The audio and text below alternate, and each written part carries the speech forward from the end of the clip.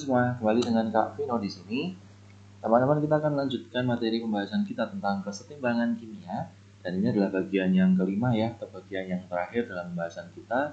Kita akan membahas tentang teori bagaimana suatu pergeseran kesetimbangan. Ya, jadi kita sudah bicara tentang reaksi setimbang.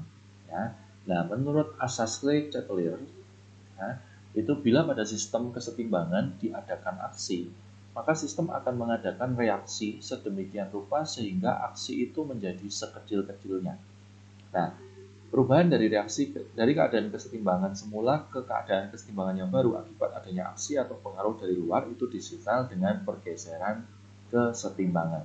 Ini adalah asal Ashleigh-Chatelier ya. Jadi yang mendasari bagaimana suatu kesetimbangan digeser atau mengalami pergeseran.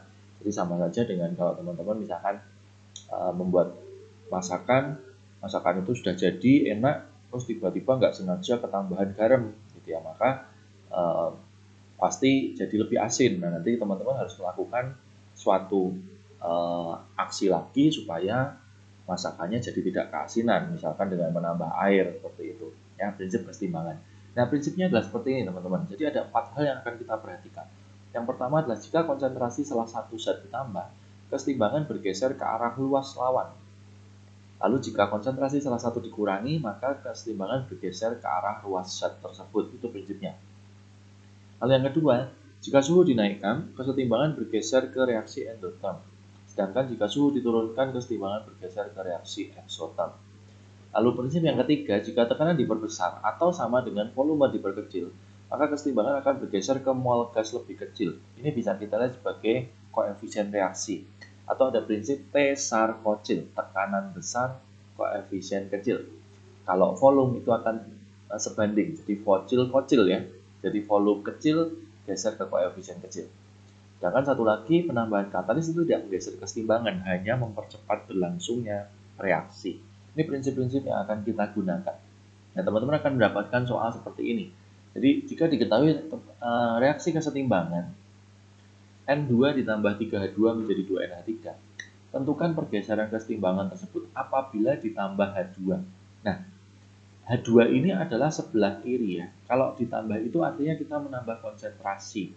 Maka kalau kita tambah ke salah satu ruas, mengakibatkan kesetimbangan akan bergeser ke ruas lawan.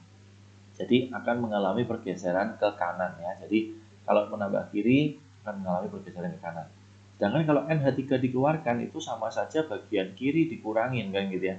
Jadi teman-teman bisa bayangkan kalau di sebelah kiri itu dikurangin, maka untuk supaya setimbang reaksinya harus digeser ke kiri lagi agar terjadi kesetimbangan baru lagi kan, seperti itu ya.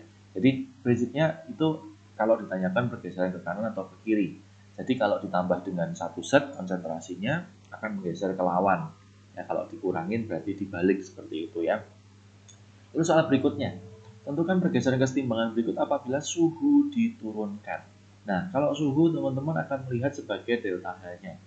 Ya, kalau delta H-nya ini minus, itu berarti reaksinya adalah exotherm.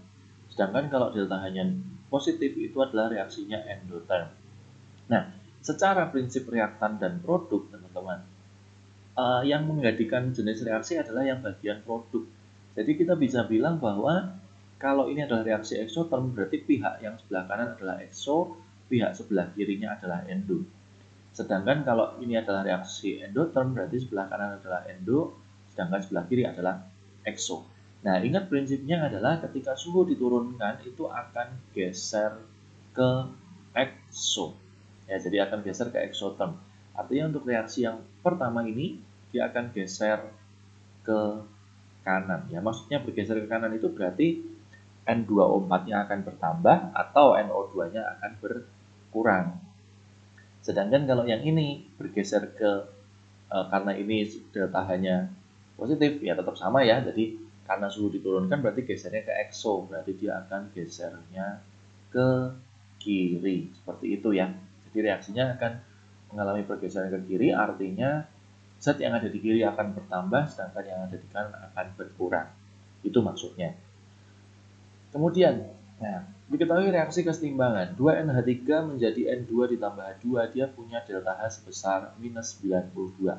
Ini artinya adalah exotherm, ya, yang artinya di sebelah kanan adalah bagian exo, di sebelah kiri adalah bagian endo.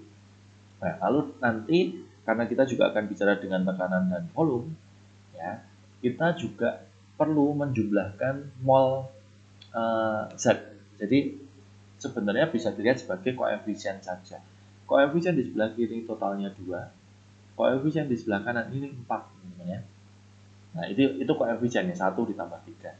Nah, pertanyaannya, bagaimana konsentrasi gas hidrogen? Hidrogen adalah sebelah kanan. Apabila gas NH3 ditambah. Nah, ingat teman-teman, kalau NH3 ditambah, itu maka akan geser ke lawan, ya. Berarti gesernya ke kanan. Artinya kalau geser ke kanan, hidrogen ada di kanan. Jadi artinya H2-nya akan bertambah. Seperti itu, ya. Nah, kemudian kalau gas N2 dikurangi. Nah, N2 dikurangi itu berarti mengurangi kanan. Ya, mengurangi kanan sama halnya dengan menambah kiri. Jadi dia juga akan tetap bergeser ke kanan lagi. Nah, artinya kalau H2-nya juga akan bertambah. Seperti itu, ya. Nah, lalu berikutnya jika volume diperkecil. Ingat, kocil, ya. Jadi kalau volume diperkecil, geser ke koefisien kecil. Nah, kita sudah tahu koefisiennya 2 dan 4, berarti koefisien yang kecil adalah sebelah kiri. Yang artinya di situ adalah geser ke kiri. Nah, kalau geser ke kiri itu berarti H2-nya akan berkurang, ya, seperti itu. Sedangkan yang D jika tekanan diperkecil itu akan geser ke koefisien besar, ya. Nah, geser koefisien besar berarti kita akan geser ke kanan. Yang artinya H2 juga akan bertambah seperti itu. Lalu kemudian untuk temperatur, ya, temperatur itu suhu, ya. Temperatur suhu itu kalau diturunkan geser ke exo, ya. Nah, bagian exo-nya adalah ke kanan, jadi dia akan geser ke kanan. Artinya kalau ke kanan berarti H2-nya juga lagi-lagi bertambah.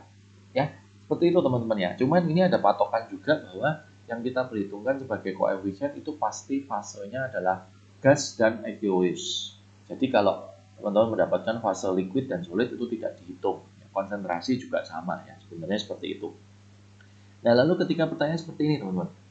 Diketahui reaksi kesetimbangan CaCO3. Nah, ini ada fase S menjadi CaO dalam fase S ditambah CO2, ya. Lalu minus delta H sama dengan 1, maaf, ini maksudnya delta H-nya itu di 178 gitu saja, teman-teman, ya. Jadi ini ini saya hilangin aja, ya. Nah, delta H-nya 178, ya, seperti itu. Nah, apakah pengaruhnya apabila pada suhu tetap ditambahkan CaCO3? Nah, ingat teman-teman, CaCO3 ini dia mempunyai fase solid. Jadi kalau fase solid itu tidak akan terlalu banyak diperhitungkan untuk pergeseran kesetimbangan. Jadi kalau ditambahkan CaCO3 itu jawabannya adalah kesetimbangan tidak bergeser, ya, tidak bergeser. Karena CaCO3 adalah zat padat. Ya, jadi kalau zat padat dia tidak akan mempengaruhi kesetimbangan. Nah, lalu cara apa yang dapat dilakukan untuk menggeser kesetimbangan ke kanan? Nah, kalau mau ke kanan berarti kita bisa melakukan 4 hal tadi, ya. Jadi misalkan ini kan kalau kita lihat dari reaksi CaCO3 menjadi CaO ditambah CO2, lalu delta H-nya adalah plus 178, ya, maka ini adalah endotherm, ya. Berarti ruas kanan adalah endo, ruas kiri adalah exo. Lalu untuk koefisien reaksi, ya, yang solid tidak diperhitungkan. Jadi ini disebut sebagai yang kiri itu koefisien 0. Sedangkan yang di kanan itu hanya koefisiennya CO2 saja, 1 saja. Nah, kita bisa melakukan pergeseran kesetimbangan itu oleh 4 hal, ya. Konsentrasi, suhu, tekanan, dan volume.